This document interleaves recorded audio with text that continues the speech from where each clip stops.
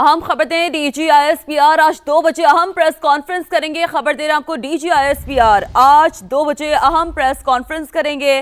तो DG ISPR security सूरत हाल और दीगर उमूर पर प्रेस कॉन्फ्रेंस करेंगे। एक अहम तरीन प्रेस कॉन्फ्रेंस आज 2 बजे होगी। डीजी आईएसपीआर आज 2 बजे अहम प्रेस कॉन्फ्रेंस करेंगे। डीजी आईएसपीआर सिक्योरिटी सूरत हाल और दीगर उमूर पर प्रेस कॉन्फ्रेंस करेंगे। तफसीलन बात करेंगे इस प्रेस कॉन्फ्रेंस में। सिक्योरिटी सूरत हाल और दीगर उमूर पर प्रेस कॉन्फ्रेंस की जाएगी डीजी आईएसपीआर की जानिब से। आज 2 बजे अहम प्रेस कॉन्फ्रेंस की जाएगी डीजी आईएसपीआर की जानिब से। सिक्योरिटी सूरत हाल और दीगर उमूर पर प्रेस कॉन्फ्रेंस होगी। डीजी आईएसपीआर आज 2 बजे अहम प्रेस कॉन्फ्रेंस करेंगे। डीजी आईएसपीआर सिक्योरिटी सूरत हाल और दीगर उमूर पर प्रेस कॉन्फ्रेंस करेंगे। तो मजमूई तौर पर सिक्योरिटी सूरत हाल और दीगर उमूर इस प्रेस कॉन्फ्रेंस का हिस्सा होंगे। ये प्रेस कॉन्फ्रेंस आज 2 बजे होगी। ये अब हम सबको पता है जी, वेनेजुएला के सदर की जो स्टोरी है वो हॉट इशू बना हुआ है। निकोलस मादुरो और उनकी अहलिया को न्यूयॉर्क की अदालत में पेश कर दिया गया है। अमेरिकी अटॉर्नी ने फर्द जुर्म आयद कर दी है। दहशतगर्दी, मुनशियात और असलहे की स्मगलिंग के जो इल्जामात हैं वो उन पर लगाए गए हैं, लेकिन मादुरो ने सब के सब मुस्तरद करते हुए सेहत जुर्म से इनकार कर दिया है। मादुरो ने अपनी गिरफ्तारी को आलमी कवानीन की खिलाफ वर्जी भी करार दिया है और कहा है कि वो अब भी वेनेजुएला के सदर हैं। पेशी के बाद उन्हें ब्रुकलिन के हिरासती मरकज में मुंतकिल किया गया। बिल्कुल, दूसरी जानिब अमेरिकी सदर ने वेनेजुएला के साथ खिते के दीगर ममालिक को भी वार्निंग जारी कर दी है। वो कोलंबिया पर हमले की धमकी भी साथ ही साथ दी गई है महक। और मैक्सिको, ईरान, क्यूबा को मामला दुरुस्त करने पर भी जोर दिया। अमेरिकी हमले के खिलाफ सलामती कौंसिल में बात मजम्मती बयान से आगे नहीं बढ़ सकी है और पाकिस्तानी मंदूब ने सूरत हाल पर तशवीश का इजहार करते हुए सिफारतकारी से पुरअमन हल तलाश करने पर जोर दिया है। और ये देखें, ये हम मनाजिर भी दिखा रहे हैं, ये वही मनाजिर हैं जब उन्हें अरेस्ट किया गया जी बिल्कुल। तो निस्कुरा जो है वो हमारा है। अमेरिकी सदर डोनाल्ड ट्रंप ने ये नारा लगा दिया, निस्कुरा हमारा, डोनाल्ड ट्रंप का नारा। क्या बात है, क्या बात है। देखिए, मैंने बैठे बैठे एक शेर बना दिया। जी हाँ, वेनेजुएला के सदर की गिरफ्तारी के मामले पर सदर ट्रंप और वज़ीर ख़ारजा मार्को रूबियो ने ये मौक़िफ़ अपनाया कि अमेरिका किसी भी हरीफ या ताकत को अपने खित्ते में कोई भी कार्रवाई की इजाजत नहीं देगा। Again it's very alarming. और ये भी वाज़ेह किया है कि वेनेजुएला पर हमले के लिए कांग्रेस को बताने की ज़रूरत नहीं है, क्योंकि ये जंग नहीं, महज एक फ़ौजी कार्रवाई थी। तो अब वो ये कंसिडर करें कि इट्स नॉट अ वॉर, ये एक फ़ौजी कार्रवाई थी जो कि हम हक रखते हैं।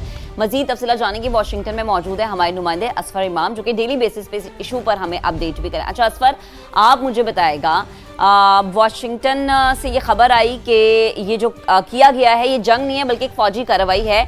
न्यूयॉर्क में बसने वाले, पूरे अमेरिका में बसने वाले एक तो लोगों की राय क्या है, क्योंकि एहतजाज भी हो रहा है, आपके पास क्या अपडेट है? जी, वेनेजुएला के सदर निकोलस माडुरो को गिरफ्तार किया जाना और उसके मुल्क पर हमले करने के हवाले से आज सदर ट्रंप ने भी और मार्को रूबियो ने भी मुख्तलिफ जगहों पे मुख्तलिफ मीडिया आउटलेट से बातचीत की है और उन्होंने उनको बताया है कि कार्रवाई जो थी वो इसलिए थी कि ये इस निस्फ कुर्रा अर्ज़ पर, जो कि अमेरिका और इसके इतराफ़ का इलाका है, उन्होंने कहा कि ये अमेरिका का अपना इलाका है।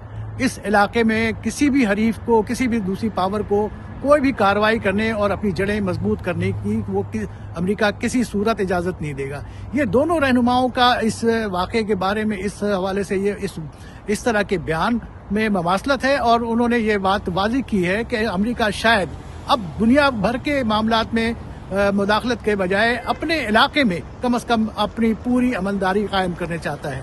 और जब उनसे एक सवाल किया गया कि इस तरह की जंग छिड़ने के बाद के लिए उनको पार्लियामेंट की इजाज़त की ज़रूरत होती है, आपने इसकी इजाज़त की नहीं ली, तो उनका कहना था कि ये एक दहशतगर्द और एक ड्रग माफिया के खिलाफ कार्रवाई थी, कोई जंग नहीं थी, इसलिए इसकी ज़रूरत ही नहीं थी कि पार्लियामेंट से इजाज़त ली जाए। इससे पहले जो मैनहट्टन के अदालत में जो माडुरो को पेश किया गया, अदालत में पेश करने पर जब उन पर फर्द जुर्म आयद की गई तो उन्होंने ना सिर्फ फर्द जुर्म की सेहत से इनकार किया, बल्कि उन्होंने कहा कि मैं अपने मुल्क का एक आईनी सदर हूँ, मुंतखब सदर हूँ, कानूनी तौर पर सदर हूँ और हमें हमारे मुल्क पर हमला करके हमारे मुल्क की खुद मुख्तारी को रुंधा गया है और मुझे गिरफ्तार करके यहाँ ले आए गए हैं। उन्होंने भी और उनकी बीवी ने भी, दोनों उनकी अहलिया ने भी जो जुर्म की सेहत से इनकार किया, जिसके बाद अदालत अगली समाअत के लिए मुलतवी हो गई और उन्हें फिर दोबारा बख्तरबंद गाड़ियों में बैठा के जिनमें उन्हें दोबारा में ब्रुकलिन की जेल भेज दिया गया है। और इस वक्त दोनों रहनुमाओं के यानी माडुरो और उनकी अहलिया दोनों को कैदियों वाले लिबास पहनाया गया था اور ان کے ہاتھوں میں اور پیروں میں ہتکڑیاں لگی ہوئی تھیں اور ان کو عدالت میں پیش کیا گیا. عدالت سے نکال کے پہلے ہیلی کاپٹر کے ذریعے سے پھر وہ ان کو بروکلن کی جیل پہنچا دیا گیا. اسفر آپ کا بہت شکریہ، آپ ہمیں اپڈیٹ کر رہے تھے. ذرا ایک ہسٹری پہ اگر ہم نظر ڈالیں تو امریکہ نے دنیا کے بہت سارے ایسے ممالک ہیں جن کو عمر جنگ کی آگ میں دھکیلا ہے، اور افغانستان ہو جائے، عراق ہو جائے، ویتنام ہو جائے، تباہی سے ان کو دوچار کیا ہے. اچھا، یہ صرف میں یاد رکھیں کہ ڈونلڈ ٹرمپ کی ان کے ٹائم کا ذکر نہیں کری، میں ایک اوور آل آپ کو ایک ہسٹری ریکیپ کریں. جی، پیناما اور ہنڈرس میں رجیم چینج کیا ہے. سربیا، صومالیہ اور لیبیا میں بھی حکومتوں کی تبدیلی میں امریکہ کا کردار بہت مین رہا ہے. رپورٹ دکھاتے ہیں، پھر ناظرین کو پھر بات کرتے ہیں.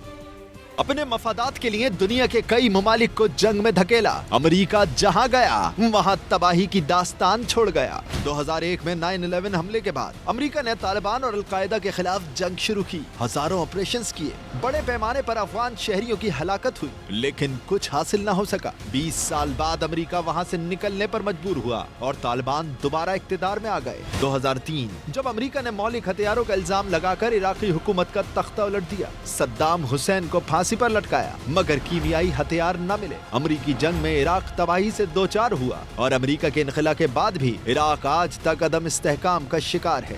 امریکہ نے 1989 میں پاناما کو نشانہ بنایا. فوجی کارروائی میں جنرل مانویل نوریگا کو گرفتار کر کے امریکہ منتقل کیا اور پھر سزا سنائی.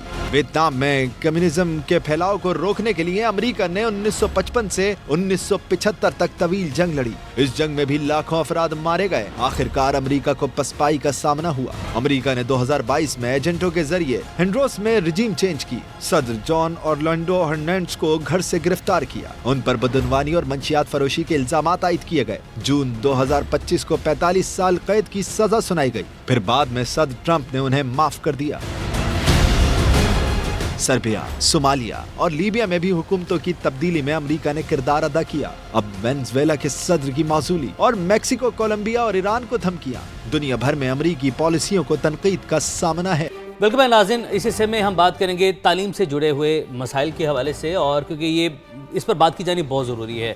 اور ہمارے جو نظام ہے، تعلیم، امتحانات، اسائنمنٹ کے لیے ڈیڈ لائنز اور گریڈنگ پالیسی کی وجہ سے اکثر جو ہے وہ بچے جو ہیں وہ محض ذہنی دباؤ کا شکار رہتے ہیں، ٹینشن میں رہتے ہیں. ہم نے بھی چونکہ یہ اسٹوڈنٹ لائف گزاری تو ہمیں آئیڈیا، لیکن اس دفعہ ہم یہ دیکھتے ہیں کہ اب کے ٹائم میں شاید ڈپریشن زیادہ ہو گیا ہے. آپ کی اٹینڈنس، بھاری فیسیں، یہ بھی ایک بڑی ٹینشن ہوتی ہے کیونکہ ہر بچہ بھاری بھرکم فیس افورڈ نہیں کر سکتا. اب ہم ذکر کریں جی لاہور کی ایک یونیورسٹی کا، جہاں پر ہم نے دیکھا کہ افسوسناک واقعہ پیش آیا. یہ لاہور کی ایک نجی یونیورسٹی ہے. ایک طالبہ نے دوسری منزل سے چھلانگ لگا کر خودکشی کی کوشش کی. ابھی یہ بتایا جاتا ہے جی کہ ان کی جو حالت ہے، کنڈیشن ہے، وہ تشویشناک ہے. معاملہ فیملی میٹر بھی ہو سکتا ہے، لیکن حتمی وجہ جو ہے وہ ابھی تک سامنے نہیں ہے. What is the main reason, یہ اب ڈگ آؤٹ کرنے کی کوشش کی جا رہی ہے. یاد رہے کہ اس سے پہلے بھی اسی یونیورسٹی کے ایک طالب علم نے عمارت سے کود کر خودکشی کی تھی، اور اب یہ 2 کیسز، 2 جانیں جو ہیں، ایک تو چلے تشویشناک حالت میں، ایک تو جان ویسے ہی چلی گئی. یہ بڑی الارمنگ بات ہے اور اس پہ بات کرنا بڑا ضروری ہو چکا ہے. اور سوال میں یہ بھی اٹھتا ہے کہ یہ کیا اس پہلے انسیڈنٹ سے کہیں موٹیویشن تو نہیں لے لی؟ دوسری بچی نے جس نے کوشش کیا، یا باقی بچوں کے ذہن میں کیا چل رہا ہے، تو یہ سائیکولوجیکلی جو ہے اس پر کیا اثرات ہیں؟ اچھا، اس میں عمر آپ کے یونیورسٹی کا جو مینجمنٹ ہے، آپ کا جو نظام تعلیم ہے، اس پہ بھی سوال اٹھتا ہے. بالکل. ماہر نفسیات ملائکہ طارق صاحب ہمارے ساتھ موجود ہیں، ہمارے ساتھ اسٹوڈیو میں موجود ہیں، انہیں شامل گفتگو کرتے ہیں. السلام علیکم ملائکہ صاحبہ، بہت شکریہ آپ نے اپنا وقت نکالا.